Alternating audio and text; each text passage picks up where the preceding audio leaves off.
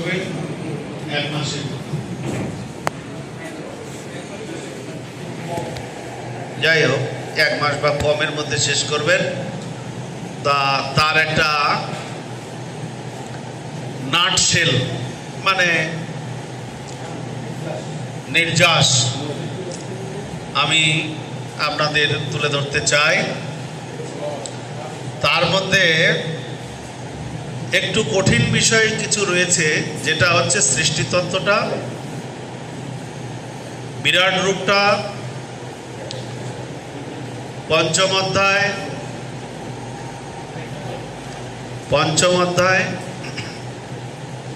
ষষ্ঠ অধ্যায় বর্ণিত হয়েছে একবার, তারপরে সপ্তম অধ্যায়ে গিয়ে আরেকবার বর্ণিত হয়েছে। এটা মৈত্র ঋষির দ্বারা। পঞ্চম, ষষ্ঠ, সপ্তম 3টা অধ্যায়ে বিরাট রূপটাকে মৈত্র ঋষি 2বার বর্ণনা করেছেন। তা শুরু থেকে শুরু করি যে বিদুর তিনি কেন গৃহত্যাগ করলেন। প্রথম 4টা অধ্যায়ে বিদুরের গৃহত্যাগের কারণ, গৃহত্যাগকে করার পরে উনি কোন কোন তীর্থে ভ্রমণ করেছেন, এবং মাঝখানে তিনি প্রভাস তীর্থে গিয়েছিলেন। সেখানে গিয়ে উনি দেখছেন যে যদুবংশ ধ্বংস হয়ে গেছে। তারপর তিনি সেখান থেকে ফিরে এসেছেন বৃন্দাবনে। যদুবংশ ধ্বংস হওয়ার পূর্বে উদ্ধবকে ভগবান ভাগবতের জ্ঞান দিয়েছিলেন। সেই উদ্ধবের সঙ্গে বৃন্দাবনে দেখা, কারণ ভগবান উদ্ধবকে বদ্রীনাথ যাওয়ার আদেশ করেছিলেন। যদুবংশ ধ্বংস হয়ে যাওয়ার পর উদ্ধব তিনি বদ্রীনাথ যাওয়ার পথে বৃন্দাবনে কয়েকদিন কাটাচ্ছিলেন। তখন বিদুরের সঙ্গে তার দেখা। বিদুর যদিও শ্রবণ করেছিলেন যে যদুবংশ ধ্বংস হয়ে গেছে, কিন্তু তিনি ভাবে আবিষ্ট হয়ে যদুবংশের কুশল জিজ্ঞাসা করতে লাগলেন উদ্ধবকে। এই সমস্ত কথা শুনে উদ্ধব ভাবাবিষ্ট হয়ে পড়েছিলেন। তিনি কৃষ্ণ ভাবনায় এত মশগুল হয়ে গিয়েছিলেন, সহজে বাহ্যজ্ঞান তার ফিরে আসেনি। কিছুক্ষণ পর যখন বাহ্যদশা তার ফিরে এলো, ভগবত বিরহে যদুবংশ যে অপ্রকট হয়েছেন সেই কথা ধীরে ধীরে তিনি ব্যক্ত করতে লাগলেন। 4র্থ অধ্যায়ে গিয়ে উদ্ধব বলতে লাগলেন, তো ব্যক্ত করার পূর্বে তিনি বৃন্দাবনে ভগবানের লীলাসমূহ স্মরণ করলেন, বৃন্দাবনের বাইরে ভগবানের লীলাসমূহ স্মরণ করলেন। এরপর 4র্থ অধ্যায়ে মৈত্র ঋষি সামনে 4র্থ অধ্যায়ে উদ্ধব বলতে লাগলেন যে কিভাবে ভগবান এই জগৎ থেকে অপ্রকট হয়েছেন, এবং ভগবান যখন অপ্রকট হবেন তিনি যদুবংশীয়দের প্রথমে কিভাবে অপ্রকট করালেন।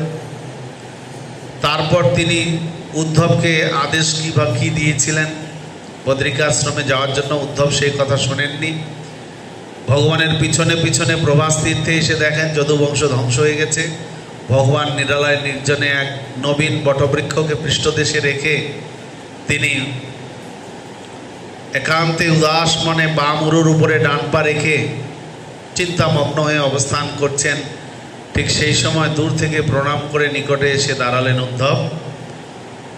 আর ভগবত ইচ্ছাক্রমে মৈত্র ঋষিও তখন সেই স্থানে এসে উপস্থিত হলেন। মৈত্র ঋষি জ্ঞানী ভক্ত ছিলেন। তিনি ভগবানের অন্তরঙ্গ লীলাসমূহ, বিশেষ করে তিনি আত্মারাম হয়ে কী করে 16,108 বিবাহ করলেন, এই সমস্ত বিষয়গুলোটাও ঠিক হৃদয়ঙ্গম করতে পারেননি। ভগবান মৈত্র ঋষি জ্ঞানী ভক্ত, তার মনে নির্বিশেষ বাদের প্রতি একটু আকর্ষণ ছিল। যদিও ভগবানকে জানতেন, মানতেন, কিন্তু তিনি মনে করতেন নির্বিশেষ ব্রহ্মই মনে হচ্ছে শ্রেষ্ঠ। তো ভগবান কৃপা করে মৈত্র ঋষিকে শুদ্ধ ভক্ত বানাতে চান। তাই উদ্ধবকে তার পূর্ব জীবনী বর্ণনা করতে লাগলেন যে তুমি বসু নামক এক দেবতা ছিলে। তুমি এক সময় যজ্ঞ অনুষ্ঠান করছিলে এবং তোমার মনে প্রবল বাসনা ছিল তুমি ভগবানের পার্ষদ হবে। তো আমি তোমাকে সেই সুযোগ দিয়েছি, নিত্য পার্ষদ উদ্ধবের শরীরে তোমাকে প্রবেশ করিয়েছি। তো তুমি পার্ষদ হওয়ার যে কি সুখ সেটা অনুভব করতে পেরেছ। তো তোমার এখন তুমি যদি চাও ভগবত ধামে ফিরে যেতে পারো, সবাই ফিরে গেছেন, তুমি একাকী রয়েছ। তুমি চাইলে তুমি ফিরে যেতে পারো, তোমার ইচ্ছা। আর না হলে তুমি বদরিকাশ্রমে যেতে পারো, তোমাকে যেটা আগেই আমি যেতে বলেছিলাম। তো উদ্ধব তখন ভগবানকে বললেন যে হে প্রভু, আপনি চতুর্মুখ ব্রহ্মাকে সৃষ্টির সময় যে চতুশ্লোকী ভাগবত শুনিয়েছিলেন সেই সম্পর্কে আপনি আমাদেরকে একটু ব্যাখ্যা করুন। তখন ভগবান ব্রহ্মাকে যে জ্ঞান দেননি চতুশ্লোকীতে, তার থেকে বেশি জ্ঞান তিনি উদ্ধবকে শোনালেন। পাশে বসে মৈত্র ঋষি শুনলেন। পরমাম স্থিতি, ভগবান আত্মারাম আত্মকাম আত্মতৃপ্ত হয়েও 16,108 মহিষীর পানি গ্রহণ কেন করলেন? ভগবানের পার্ষদ হওয়ার গুরুত্ব কি? ভগবানের ব্যক্তিগত সেবার গুরুত্ব কি? এই সমস্ত বিষয় পরমাস্থিতি তিনি ব্যাখ্যা করলেন উদ্ধবের কাছে। মৈত্র ঋষি শুনছেন যে আমি তো নির্বিশেষের ভক্ত, এখন তো দেখছি সবিশেষবাদী হয় শ্রেষ্ঠ, ভগবানের পার্ষদ হওয়ার গুরুত্ব অধিক। এটা মৈত্র ঋষি হৃদয় উপলব্ধি করতে লাগলেন। ভগবানও চাইছিলেন মৈত্র ঋষি এটা হৃদয়ঙ্গম করুক যে নির্বিশেষবাদী হওয়ার থেকে ভক্ত হওয়া শ্রেষ্ঠ, আর ভক্তদের মধ্যে ভগবানের পার্ষদ হওয়া সর্বশ্রেষ্ঠ। এইভাবে বর্ণনা করার পর ভগবান তিনি উদ্ধবকে আদেশ দিলেন যে তুমি বদরিকাশ্রমে যেতে পারো অথবা ভগবত ধামে ফিরে যেত। তো উদ্ধব ভগবানকে প্রণাম করলেন, প্রদক্ষিণ করলেন, তিনি বদরিকাশ্রমের পথে গেলেন। তিনি ভগবত ধামে গেলেন না। কেন গেলেন না? ভগবান তো বললেন তুমি ভগবত ধামে ফিরে যাও যদি যেতে চাও। না, ভগবানের ধামে ফিরে যাওয়ার থেকে ভগবানের সেবাটা বেশি গুরুত্বপূর্ণ। তাই ভগবানের সেবা বদরিকাশ্রমে গিয়ে সেখানে অবস্থিত ঋষিগণ, নরনারায়ণ ঋষি, অন্যান্য ভক্তরা, বদ্রীনাথ, তারাও অধীর আগ্রহে অপেক্ষা করে আছেন যে যদুবংশ কী করে ধ্বংস হলো, এই তত্ত্ব জানতে চাইছেন। তো তাদেরকে এই সংবাদ দিতে হবে। ভগবান বদ্রীনাথে জগতে লীলাবিলাস করলেও বদ্রীনাথের দিকে যাননি বিশেষ করে। তো সেই জন্য সেখানকার ভক্তরা অধীর আগ্রহে অপেক্ষা করছেন যে কি হলো, যদুবংশ কেন ধ্বংস হলো, ভগবান যদি নিজেই করে থাকেন কেন করলেন, এই তত্ত্ব তারা জানার জন্য অগ্রীব হয়ে রয়েছেন। তো ভগবান উদ্ধবকে আদেশ দিলেন যে তুমি যাও, সেখানে গিয়ে ভাগবত ব্যাখ্যা করো। এই যে ভগবান অপ্রকট হওয়ার পূর্বে ভাগবত উদ্ধবকে প্রদান করলেন। ঠিক যেমন ব্রহ্মাকে চতুশ্লোকী দিয়েছেন, ঠিক তদ্রূপ উদ্ধবকে চতুশ্লোকী দিলেন, প্লাস এক্সট্রা তার যে স্থিতি, অন্তরঙ্গা স্থিতিতে থেকেও তিনি অন্তরঙ্গা শক্তির লীলাবিলাস সম্পর্কে যে জ্ঞান সেটা ব্রহ্মাজিকে দেননি, সেটা দিলেন উনি উদ্ধবকে, এবং সঙ্গে মৈত্র ঋষি শুনলেন। মৈত্র ঋষিকে আদেশ করলেন যে আপনি বিদুরকে শোনাবেন এই ভাগবত। আমার এক পরম ভক্ত বিদুর দীর্ঘদিন তীর্থযাত্রা করছে, তাকে এই জ্ঞান আপনি প্রদান করবেন। তো মৈত্র ঋষিকে সেবা দিলেন, উদ্ধবকে সেবা দিলেন, দুজনকে বিদায় দিয়ে ভগবান অপ্রকট হয়ে গেলেন। এই হয়ে গেল। বিদুর এই কথা যখন শুনলেন উদ্ধবের কাছে যে ভগবান অপ্রকট হওয়ার পূর্বে তাকে স্মরণ করেছেন, উদ্ধব সেই রাত্রি কৃষ্ণ কথায় সেখানে কাটিয়ে পরের দিন সকালবেলা উদ্ধব চলে গেলেন বদ্রিকাশ্রমে। আর বিদুর সেখানে থেকে হাউ হাউ করে কয়েকদিন কান্নাকাটি করলেন যে ভগবান আমাকে স্মরণ করেছেন, আমি এত দুর্ভাগা, ভগবানের কাছে গেলাম না। 35 বছর তীর্থযাত্রা করলাম আর ভগবানের কাছে গেলাম না। যখন যাওয়ার সময় হলো তখন গিয়ে দেখি দ্বারকা জলমগ্ন হয়ে গেছে, যদুবংশীয়রা অপ্রকট হয়ে গেছে। তো বিরহে কয়েকদিন যমুনার তীরে কাটিয়ে বিদুর এবার হরিদ্বারে গেলেন। আসলে বিদুর উদ্ধবের কাছে জানতে চাইছিলেন যে আপনি আমাকে বলুন কি ভাগবতের জ্ঞান ভগবান দিয়েছেন। তো উদ্ধব বলছেন যে না না, সেই জন্য ভগবান মৈত্র ঋষিকে আদেশ করে গেছেন। আপনার গুরু হওয়ার যোগ্য মৈত্র ঋষি, আমি নই।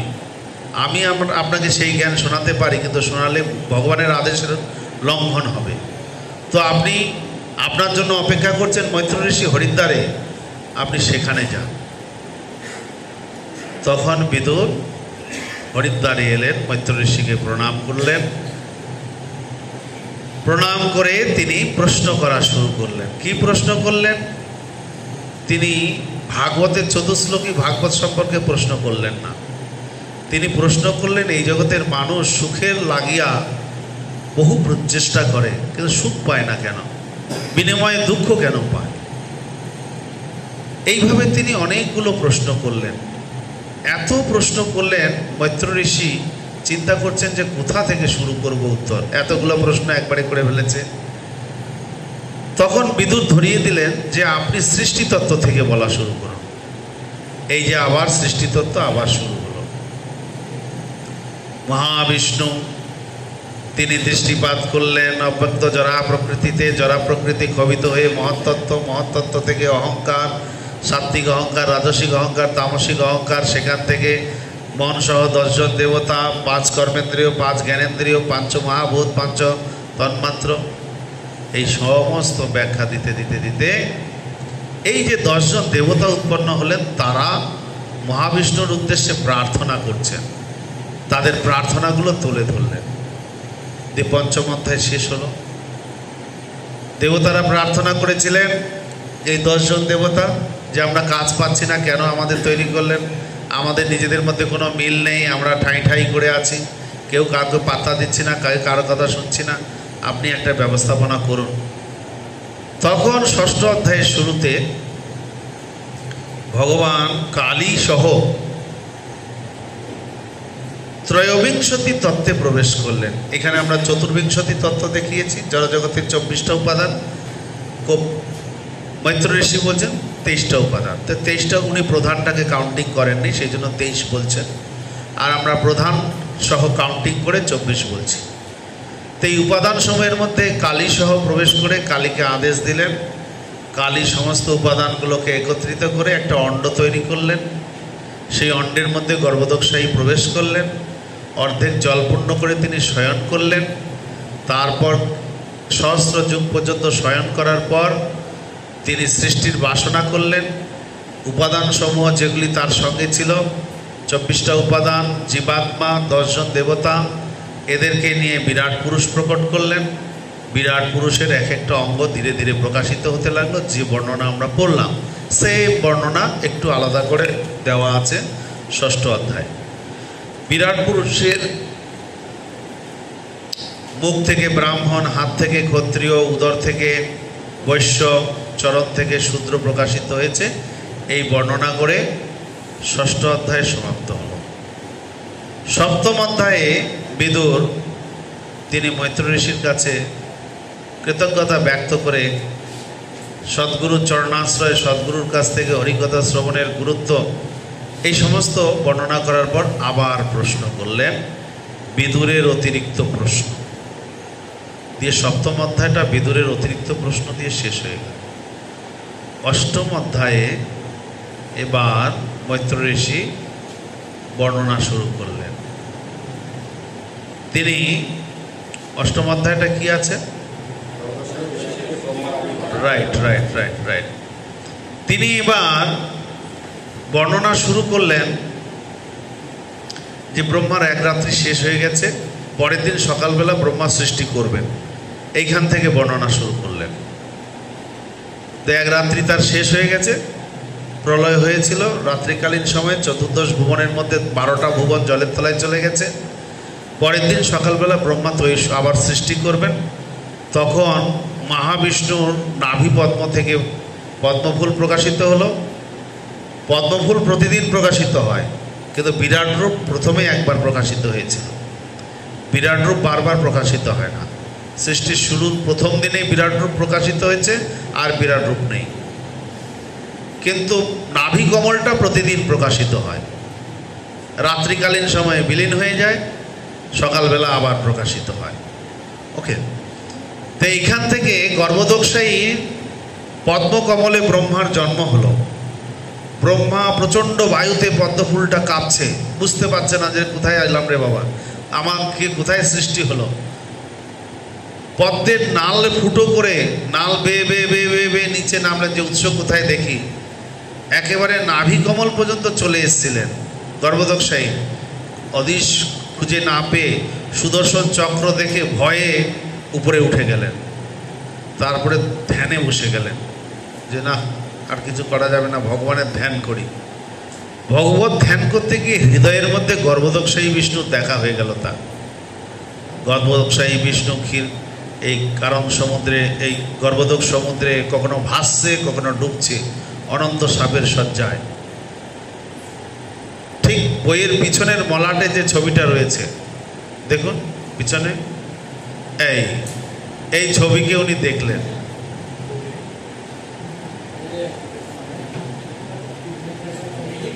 এইটাকে উনি দেখতে পেলেন। তারপর উনি এই দর্শন করে ভগবানের উদ্দেশ্যে প্রার্থনা করলেন। ভগবান সৃজনী শক্তি প্রদান করার জন্য তিনি ভগবানের উদ্দেশ্যে তখন প্রার্থনা করলেন।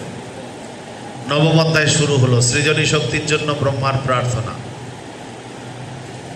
অনেকগুলো প্রার্থনা করার পর একইভাবে ব্রহ্মা আবার 4টা প্রশ্ন করলেন। যে 4টা প্রশ্ন আজকে আমরা 14 শ্লোকের শুরুতে পেলাম, সেম 4টা প্রশ্ন উনি আবার করলেন, সেম নবম অধ্যায়।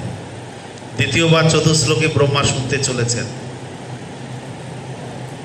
ভগবান সন্তুষ্ট হয়ে দ্বিতীয়বার তাকে 4 শ্লোকই শোনালেন, কিন্তু হুবহু এই শ্লোকগুলো নয়, একটু আলাদা করে দিয়ে নবম অধ্যায় শেষ হলো। দশম অধ্যায়ে পরমাণু থেকে কালের গণনা, রাইট? দশম অধ্যায়টা সৃষ্টির বিভাগ। ওকে, দশম, একাদশ, দ্বাদশ হচ্ছে দশম। দশমে এই যে কারণদোক্ষায়ী বিষ্ণু সৃষ্টি করলেন, এরপরে এই সৃষ্টিগুলোকে 6টা ভাগে ভাগ করা হয়েছে।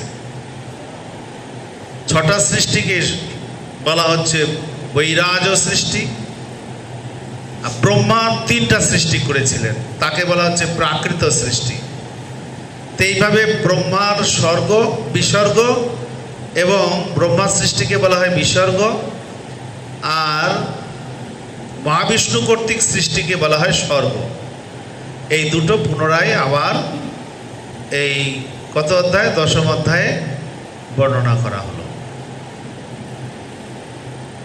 ব্রহ্মা কি কি সৃষ্টি করলেন তার একটা লিস্ট দেওয়া হলো। চতুষ্কুমারদের কিভাবে প্রকট করলেন তার লিস্ট দেওয়া হলো। ব্রহ্মা প্রথমে 5টা অবিদ্যা তৈরি করলেন, সেই লিস্ট দেওয়া হলো। এরপরে বিদুর মৈত্র ঋষির কাছে জানতে চাইলেন, আপনি কাল সম্পর্কে কিছু বলুন, কাল সম্পর্কে কিছু বলুন। তখন কালের গণনা শুরু হলো, পরমাণু থেকে কালের গণনা।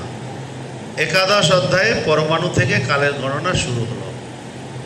তো কালের সূক্ষ্মাতি সূক্ষ্ম পারমাণবিক কাল, এক পরম মহৎ কাল, সেকেন্ড, ত্রুটি, বেদ, লব, কাষ্টা, লঘু, দণ্ড, এই সমস্ত সব কালের ডিটেলস বিভাগ আছে, অত আমি ভিতরে ঢুকছি না। এরপরে এসে গেল 12 অধ্যায়। 12 অধ্যায়ে এসে ব্রহ্মার সৃষ্টিটাকে আরেকবার ডিটেলস বলা শুরু। ব্রহ্মার যে বিসর্গ, ব্রহ্মা যেভাবে সৃষ্টি করেছেন এটাকে বিস্তারিত বর্ণনা শুরু করলেন, যে ব্রহ্মা কি কি সৃষ্টি করলেন, কার পর কাকে সৃষ্টি করলেন। দিয়ে 12 অধ্যায়ে নাম কি, কুমার এবং স্বয়ম্ভুব মনু সৃষ্টি হলেন শেষ পর্যন্ত। এই 12 অধ্যায়ে স্বয়ম্ভুব মনু সৃষ্টি হওয়ার পর স্বয়ম্ভুব মনুর 3 কন্যা এবং 2 পুত্র। এই পর্যন্ত 12 অধ্যায় শেষ। এত সৃষ্টি শুনতে শুনতে মাথা হ্যাং হয়ে গেছে। তাই বিদুর এবার প্রশ্ন করলেন, আপনি একটা লীলা টিলা কিছু বলুন তো। সৃষ্টি শুনতে শুনতে মাথা হ্যাং হয়ে যাচ্ছে, একটু লীলা বলুন। ওকে, ভেরি গুড, আমিও চাইছি একটু লীলা হোক। বরাহ লীলা শুরু হয়ে গেল। এই যে নৃসিংহ অবতার আপনারা কালকে দেখলেন, পরশুদিন, সেই দিতি জোর করে একেবারে গর্ভ সঞ্চার করে নিলেন। তো ভয়ঙ্কর 13 অধ্যায়ে বরাহদেবের আবির্ভাব সম্পর্কে বর্ণনা করা হলো। বরাহ অবতার তিনি কি করে এলেন, যখন স্বয়ম্ভুব মনু সৃষ্টি করতে যাবেন, পৃথিবীকে দেখতে পাচ্ছেন না, পৃথিবী গেল কোথায়, চিন্তা করতে করতে ব্রহ্মার নাসারন্ধ্র থেকে বরাহদেব প্রকট হয়ে গেলেন, মহা আকাশে উঠে গেলেন, মহাবিরূপ বিরাট বরাহ রূপ ধারণ করে। চিন্তা করছেন এটা কী রে বাবা, পশু না কি না ভগবান। যখন চিন্তা বললেন যে এটা ভগবান হতে পারে, তখন উনি মহা গর্জন করলেন, যা ঠিক ঠিক, right right, you are right. তো সেই ভগবান গর্জন দিয়ে উপর থেকে গর্ভোদক সমুদ্রে এক মহা ড্রাইভ দিলেন। যে ড্রাইভ দিলেন, গর্ভোদক সমুদ্রের জল 2 ভাগে ভাগ হয়ে একেবারে প্রাচীর তৈরি করে ফেলল। একদম গভীরে গিয়ে খুঁজতে খুঁজতে পৃথিবীকে তার দশনাগ্রে স্থাপন করে উপরে উঠে এলেন। এসে কক্ষপথে স্থাপন করে চলে যাবেন। স্তব স্তুতি করলেন মুনিরা যে আপনি আমাদের অনেক উপকার করলেন, ধন্যবাদ, থ্যাংক ইউ, আবার আসবেন সময় হলে যখন দরকার। নানা স্তব স্তুতি করে বিদায় দিলেন। তবে এখানে আবার 2টো লীলা, বরাহ লীলা একসঙ্গে কম্বাইন করে মৈত্রেয় ঋষি বলেছেন যে হিরণ্যাক্ষ এসে গিয়েছে। তো হিরণ্যাক্ষ ব্রহ্মার প্রথম দিনে হিরণ্যাক্ষের জন্ম হয়নি।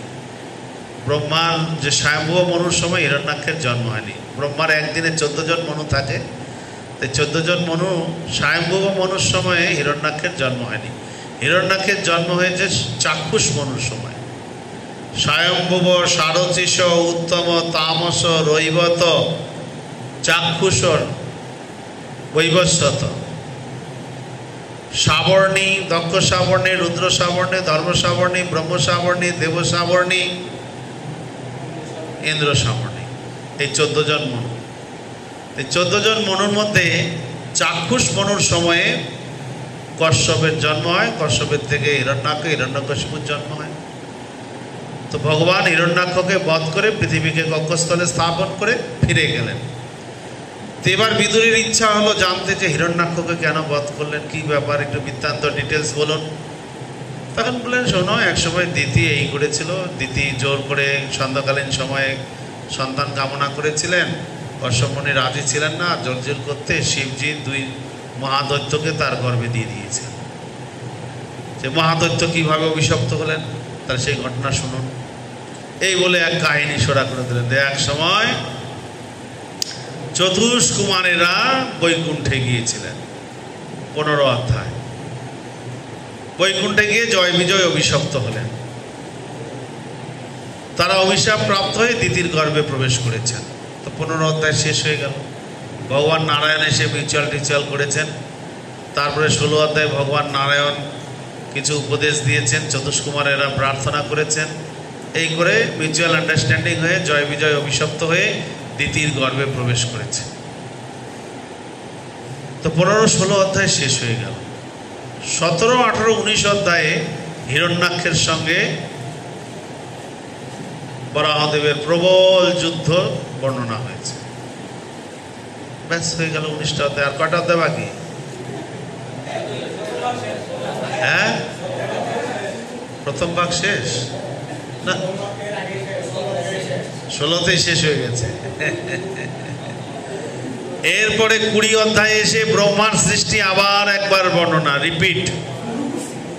ব্রহ্মার সৃষ্টিটাকে যা যা বাকি আছে বলা সব মিলিয়ে মিশিয়ে কমপ্লিট করে দেওয়া হলো। তা 20 অধ্যায় শেষ। আসলো এবার 21 অধ্যায়। না না, সৃষ্টিতত্ত্ব আর নেই। সৃষ্টিতত্ত্বকে বিদায় দেওয়া হলো। সৃষ্টিতত্ত্ব আরেকটু পরে শুরু হবে। 26-এ গিয়ে আবার শুরু হবে।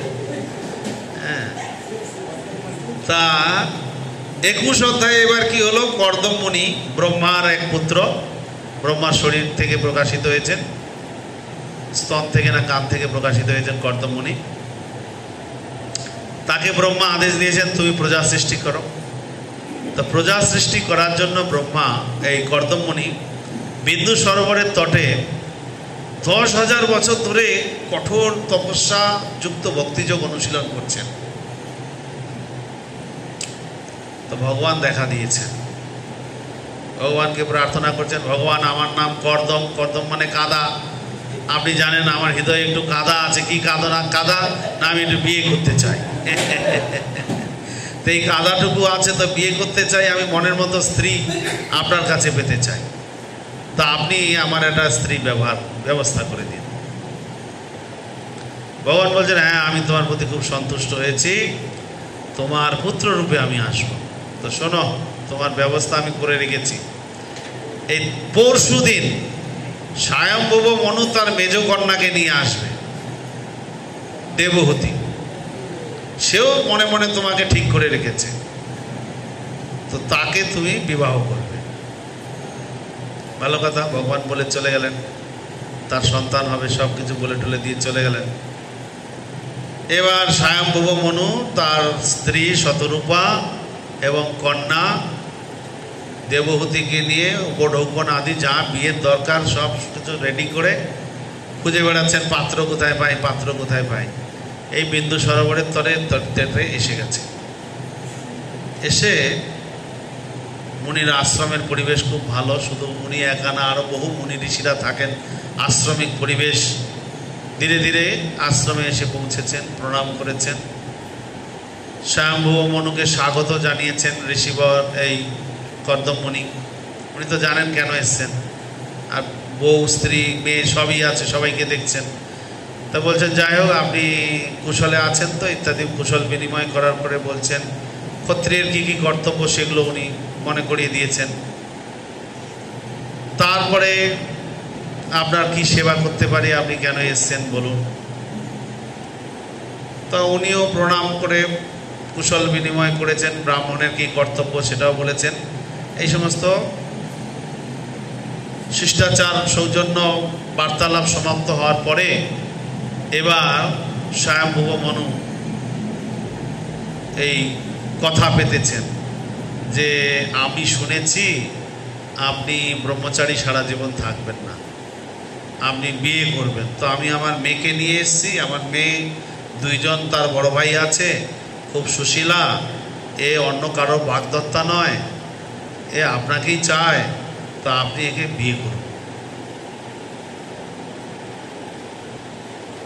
কর্দম মুনি বলছে ঠিক আছে, আপনার মেয়ে যখন কাউকে আর মন দেয়নি, আমাকে চেয়েছে, করা যেতে পারে, তবে আমার একটা শর্ত আছে। শর্তটা হলো আপনার মেয়ে সন্তান প্রাপ্ত হলে আমি আর গৃহে থাকবো না, আমি সন্ন্যাস নিয়ে নেব। কি করে হয়? স্বয়ম্ভব মনু তার স্ত্রীর দিকে তাকিয়েছেন, মেয়ের দিকে তাকিয়েছেন, উভয়ের মত আছে, বুঝতে পেরেছেন, ওকে রাজি, ডান, বিয়ে হয়ে গেল। বিয়ে টিয়ে দিয়ে মেয়েকে বুঝিয়ে দিয়ে যা যৌতুক এনেছিল দিয়ে টিয়ে বিদায়। 21 অধ্যায় শেষ হয়ে গেল। স্বয়ম্ভব মনু রাজপ্রাসাদে প্রবেশ করলেন, তার অবসর জীবন কিভাবে কাটালেন 21 অধ্যায় শেষ। 22 অধ্যায়ে দেবহূতির সংসার জীবন শুরু হলো। কর্দম মুনি বিয়ে করার পরে ওই যে ধ্যানে বসে গেলেন, ধ্যান আর ভাঙে না। এই সেবা দিন রাত্রি 24 ঘন্টা দেবহূতি সেবা করেই যায়, করে যায়। ধ্যানে যে বসছেন, সে কত বছর হয়ে গেছে ধ্যানেই বসে আছেন, আর ধ্যান থেকে আর ওঠে না। আর ইনিও তার পতির সেবা করেই চলছেন, করতে করতে শুকিয়ে কাঠ হয়ে গেছেন, চুল জোটা হয়ে গেছে, একদম গায়ে ময়লা ফয়লা জমে একাকার কাণ্ড। সেই কোথায় রাজকন্যা ঋষিবধূ হওয়ার পরে একেবারে শুকিয়ে তপস্বিনী হয়ে গেছে। হঠাৎ একদিন কর্দম মুনির ধ্যান ভাঙল, দেখছে স্ত্রীর অবস্থা তো শীর্ণকায় হয়ে গেছে। স্ত্রীর দিকে তাকিয়েছেন, বুঝতে পারছেন মন খারাপ হয়ে বসে আছে। তখন একটা সরোবরে, বিন্দু সরোবরে, বলছে যাও স্নান করো। তো স্নান করতে গেছে, ওখানে 1000 পরিচারিকা অপেক্ষা করছে দেবহূতির জন্য। তারা ভালো করে দেবহূতিকে স্নান টান করিয়ে, ভালো করে বাসন করিয়ে, চুল টুল আশ্রে পাশরে মানে একদম আবার সেই পূর্ণ যৌবন করে দিয়েছেন। হঠাৎ তার আগে উনি বলছেন, আমরা এই পর্ণকুটিরে কতদিন থাকবো? আপনি তো কথা দিয়েছিলেন আমাদের সন্তান হবে, তো সন্তানের জন্য উপযুক্ত একটা গৃহ ব্যবস্থা করুন। এই সেই করে টোরে 7 তলা একটা ভবন বানিয়ে দিয়েছে, রেডি 7 তলা ভবন। এক তালিতেই 7 তলা ভবন হয়ে গেছে। এবং ভবনটা এমন ভবন, ওখানে যে পাথরের পায়রাগুলো আছে মনে হয় যেন অরিজিনাল, আর ওদের দেখে দেখে অরিজিনাল পায়রাগুলো এসে ঝাঁকে ঝাঁকে বসে তাদের উপরে। তারপরে ঘরটা প্রয়োজনে বাড়বে, এক্সটেন্ড হবে, প্রয়োজন অনুসারে বাড়বে, এবং যেখানে ইচ্ছা সেখানে যেতে পারে। তো দেবহূতি এত বড় একটা সুন্দর ঘর টর দেখে কর্দমমণিও অবাক হয়ে গেছে। ওই বাবা, এত সুন্দর ঘর তো দারুণ ব্যাপার, হাই ফাই, অনেক মানে এলাই ব্যাপার। হ্যাঁ, কিন্তু দেবহূতির মন ভালো না, শরীরটা খারাপ, ওই শরীরে ওই ঘর দিয়ে কী করবে। তখন কর্দমমণি বললেন, ঠিক আছে পুকুরে প্রবেশ করো, কুণ্ডে প্রবেশ করতে 1000 পরিচারিকা তাকে সাজিয়ে গুজিয়ে একদম নবযৌবন সম্পন্ন করে তুললেন। হঠাৎ তার স্বামীর কথা মনে হতে আবার তারা পুকুরের জল থেকে বেরিয়ে এলেন। 1000 পরিচারিকা নিয়ে সেই গৃহপ্রবেশ হয়ে গেল। এবার গৃহে প্রবেশ করে তারা হনিমুনে বেরোলেন। গন্ধমাদন পর্বতের পাদদেশে, সুমেরু পর্বতের পাদদেশে, যেখানে স্বর্গের দেবীরা ঘুরে বেড়ান, দেবতারা ঘুরে বেড়ান, সেই সমস্ত জায়গায় ভ্রমণ করে করে করে করে করে তারা 100 শরৎ ঋতু ভ্রমণ করলেন। মানে 100 বছর শুধু ট্রাভেলিং করলেন ওই ঘরে, ওই বিল্ডিং সহ এরোপ্লেনে। 100 বছর পর তারা ফিরে আসলেন আবার এই বিন্দু সরোবরের তটে। তখন এই কর্দমমণি নিজেকে 7 ভাগে বিভক্ত করলেন। 7 ভাগে না 9 ভাগে বিভক্ত করলেন, 9 ভাগে করে দেবহূতির গর্ভে 9 বার বীর্যপাত করলেন। সঙ্গে সঙ্গে দেবহূতির 9টি পদ্মগন্ধা কন্যা সন্তান জন্ম হলো। এবার কর্দমমণি বলছেন টাটা, গুড বাই। দেবহূতি এবার মাথা নিচু করে মাটিতে আঙুল দিয়ে দাগ কাটছেন যে মেয়েরা বিয়ে হলে চলে যাবে, আপনিও চলে যাচ্ছেন, আমি তো মুক্তির উপায় খুঁজে পেলাম না, আপনার মতো সাধুসঙ্গ করলাম কিন্তু সাধুসঙ্গের আসল উদ্দেশ্য আমি জানলাম না, তো আপনি আমাকে মুক্তির উপায় দান করে যান। তখন কর্দমমণি বুঝতে পারলেন যে ভগবান আসবেন পুত্র রূপে বলেছেন। আরও কিছুদিন গৃহে থাকলেন, তবে দেবহূতিকে প্রস্তুত হতে বললেন যে তুমি প্রস্তুত হও, ভগবান তোমার গর্ভে আসবেন। তো এইভাবে হলে তো আসবেন না, তোমাকে প্রস্তুত হতে হবে, তোমাকে তপস্যা, দান, ব্রত ইত্যাদি করতে হবে, কৃচ্ছ সাধন করতে হবে, তাহলে ভগবান তোমার গর্ভ সংস্কার হবে, তুমি শুদ্ধ হবে, বাসনা শুদ্ধ হবে, ভগবান তোমার পুত্র রূপে আসবে। তো যাই হোক, যথাসময়ে ভগবান দেবহূতির গর্ভে প্রবেশ করলেন। ব্রহ্মা আদি 9 জন ঋষি, চতুষ্কুমার, নারদ মুনি সকলে এসে দেবহূতির আশ্রমে উপস্থিত হলেন। কর্দমমণির আশ্রমে ভগবানের গর্ভস্তুতি করলেন। কর্দমমণিকে বললেন ভগবান তোমার পুত্র রূপে এসে গেছেন। দেবহূতি মাতাকে বললেন হে কন্যা, তোমার পুত্র ভগবান হবেন, তার নাম আমি দিয়ে যাচ্ছি কপিল।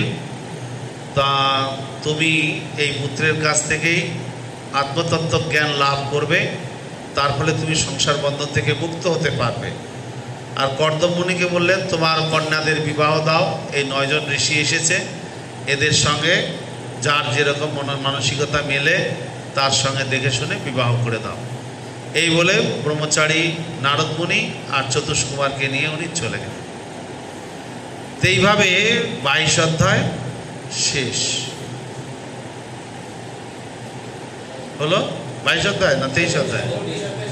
আর 24 অধ্যায় শেষ হয়ে গেল না? 24 অধ্যায় শেষ হয়নি, 22 অধ্যায় শেষ হয়েছে। তো এবার বিবাহ দিলেন, যথাসময়ে ভগবান আবির্ভূত হলেন, মেয়েদের বিবাহ দিয়ে দিলেন, কিছুদিন প্রতিপালন করলেন, তারপর মেয়েরা বাপের বাড়ি যার যার শ্বশুর বাড়ি চলে গেল। এবার ভগবান কপিল দেব তিনি আবির্ভূত হয়েছেন। কর্দমমণি ভগবান আবির্ভূত হওয়ার সাথে সাথে নির্জনে ভগবান বসেছিলেন। তার কাছে গিয়ে প্রণাম প্রদক্ষিণ করে, হে ভগবান, আপনি এসেছেন দেবতাদের আনন্দ বিধানের জন্য, আপনি এসেছেন, আপনি এলে দেবতারা আনন্দিত হয়েছেন, মানুষ আনন্দিত হয়েছে, পরিবেশ আনন্দময় হয়ে উঠেছে, আপনি প্রতি যুগেই দুর্গতদের রক্ষা করার জন্য এবং যারা দুরাচারী তাদের মানে শাস্তি দেওয়ার জন্য আপনি এসেছেন। তো আপনি এইবার এসেছেন জ্ঞান বিতরণ করার জন্য। তো আমার ইচ্ছা, আমি সন্ন্যাস নেব, আপনি আমাকে আদেশ করুন, আমি গৃহত্যাগ করে সন্ন্যাসী হব। তো ভগবান কপিলদেব বললেন, ঠিক আছে, আমি আমার মায়ের রক্ষণাবেক্ষণ করব, আপনি যেতে পারেন। তো এই প্রদক্ষিণ প্রণাম করে চলে গেলেন। কত অধ্যায় শেষ? 23 অধ্যায় শেষ। 23 অধ্যায় শেষ হয়ে গেল। এবার 24 অধ্যায়ে ভগবান কপিলদেব তিনি মায়ের সঙ্গে রয়েছেন, অনেক দিন ধরেই আছেন। দীর্ঘদিন বাদে দেবহূতি তার সন্তানকে জিজ্ঞাসা করলেন, হে প্রভু, আপনি তো পরমেশ্বর ভগবান, তো আমি অত্যন্ত গৃহে আসক্ত, আমার এই গৃহাসক্তি যাবে কি করে? এইবার ভগবান জ্ঞান দেওয়া শুরু করেন। তার মা যতদিন না জিজ্ঞাসা করেছেন ততদিন কিচ্ছু বলেননি, মায়ের সঙ্গে ছিলেন। যেই প্রশ্ন করেছেন সঙ্গে সঙ্গে বলছেন, হ্যাঁ, এই জগতে বন্ধনের কারণ কি, এই সমস্ত বর্ণনা করার পর বলছেন, আপনার যে আসক্তির জন্য আপনি জড়জগতে আবদ্ধ হয়ে আছেন, সেই আসক্তিটাকে আপনি সাধুর প্রতি করুন। সাধু কি করে চিনব কে সাধু? তিতিক্ষব কারণিকা সুহৃদ সর্বদেহিনাম অজাত শত্রব শান্তা সাধব সাধু ভূষণাম। পরপর সাধুর লক্ষণ বর্ণনা করে গেলেন, সাধু সঙ্গের ফল বর্ণনা করলেন, হৃৎকর্ণ রসায়ন কথা। তারপর তিনি ভক্তিযোগের পন্থা বর্ণনা করলেন। এবার দেবহূতি চিন্তা করছেন, এই পন্থাটা আমার খুব, সাধু কোথায় খুঁজবো, কোথায় যাব? এই 25 অধ্যায় কিন্তু শেষ হয়ে গেল। 24 অধ্যায়ের পর 25 অধ্যায় শেষ হল। এবার দেবহূতি মাতা 25 অধ্যায়ের শেষে কপিলদেবকে জিজ্ঞাসা করছেন, এই জড় আসক্তি, জড়জগতের আসক্তি, জড়জগৎ সম্পর্কে আমাকে বিশ্লেষণ করে শোনান।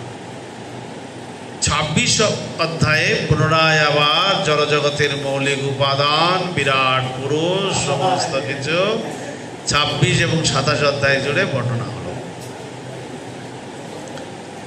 28 অধ্যায়ে গিয়ে মাতা দেবহূতি আরো মাঝখানে প্রশ্ন করেছেন, সেই প্রশ্নের উত্তর দিয়ে 28 অধ্যায়ে গিয়ে অষ্টাঙ্গ যোগের কথা বর্ণনা করলেন। 26-27 অধ্যায়ে জ্ঞান যোগ, 28 অধ্যায়ে গিয়ে অষ্টাঙ্গ যোগের কথা ভগবান ব্যাখ্যা করলেন, যে আপনি ধ্যান করুন, পরমাত্মার ধ্যান করুন। পরমাত্মা কীরকম, তার বর্ণ কীরকম, রং কীরকম, পায়ের আঙুলে কীরকম, সব বর্ণনা করার পর শেষে আবার বলছেন যে মা, তো আপনাকে আমি জ্ঞান যোগ দিলাম, আপনাকে আমি ভক্তিযোগের কথা আগেই বলেছি, আমি আপনাকে অষ্টাঙ্গ যোগ দিলাম।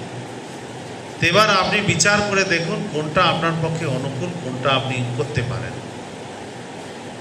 তখন দেবহূতি মাতা তিনি বললেন যে আমি ভক্তি করব কি, ভক্তি কত প্রকার, কিভাবে এই ভক্তি করব, আমি যে ভক্তি করব এটা কত প্রকার, কিভাবে করব।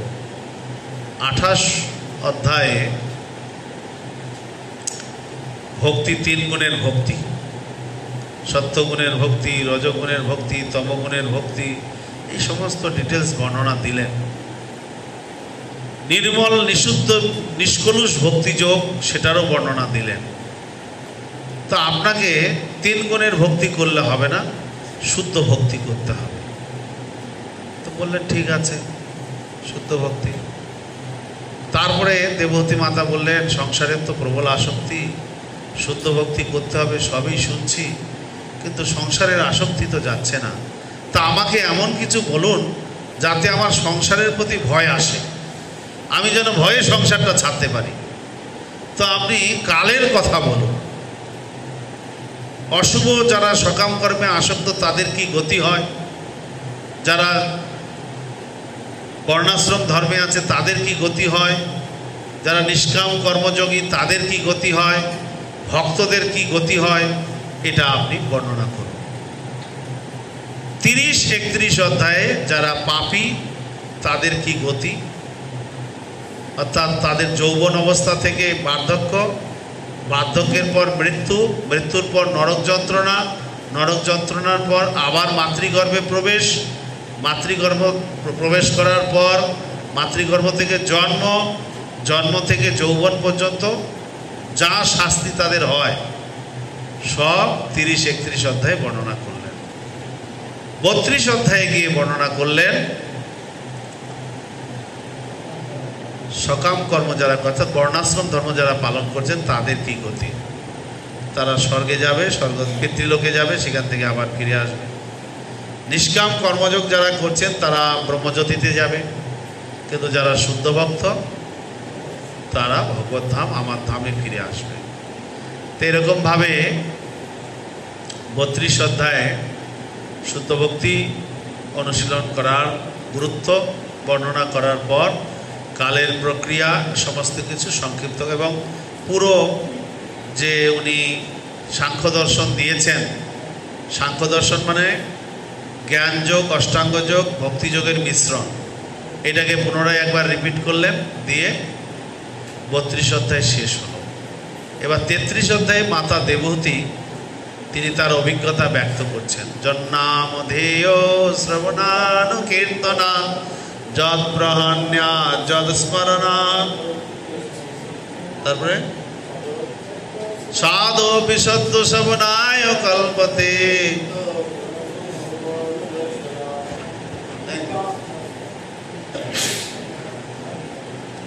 আপনার নাম গ্রহণ করলে, যা আপনার নাম করলে বা আপনাকে স্মরণ করলে, আপনাকে প্রণাম করলে চণ্ডাল, কুকুরভোজী চণ্ডাল পর্যন্ত ব্রাহ্মণত্ব লাভ করেন, যজ্ঞ করার অধিকার পান। যারা আপনার সাক্ষাৎ দর্শন করছেন তাদের কি? আপনি এই জগতের বাইরে রয়েছেন, ভিতরে রয়েছেন, এ পুরো জগৎ আপনার উদরে অবস্থান করছেন, অথচ আপনি আমার উদরে এসেছেন। এটা আশ্চর্যের বিষয়, কিন্তু আপনার পক্ষে আশ্চর্যের কিছুই নয়। আপনি প্রলয়ান্তে, প্রলয় যখন হয়ে যায় তখন একটা শিশুরূপ ধারণ করে একটা বটবৃক্ষের উপরে একাকী শয়ন করেন সেই প্রলয় বাড়িতে, এবং আপনার বৃদ্ধাঙ্গুষ্ঠ আপনি নিজেই চুষতে থাকেন। তো সুতরাং আপনি আমার গর্ভে যে এসেছেন এতে আমি অবাক হচ্ছি না। তো এইরকমভাবে দেবহূতি স্তব স্তুতি করার পর ভগবান কপিলদেব দেবহূতিকে আবার বললেন যে মা, তো আমি আপনাকে যে জ্ঞান দিয়েছি এই পথে চলুন, আপনার কোনো চিন্তা নাই, আপনি আমার ধামে ফিরে আসতে পারবেন। এই বলে তার মাতার অনুমতি নিয়ে ভগবান কপিলদেব গঙ্গাসাগরে চলে গেলেন। দেবহূতি মাতা পুত্র বিরহকে কিছুদিন বিরহ পেলেন, তারপর তিনি ভক্তিযোগে মনোনিবেশ করলেন। এই করে করে দেবহূতিও ভগবত ধাম ফিরে গেলেন। নিতাই গৌর সীতানাথ প্রেমানন্দে। হরি হরি। কয় মিনিট হলো? কয় মিনিট?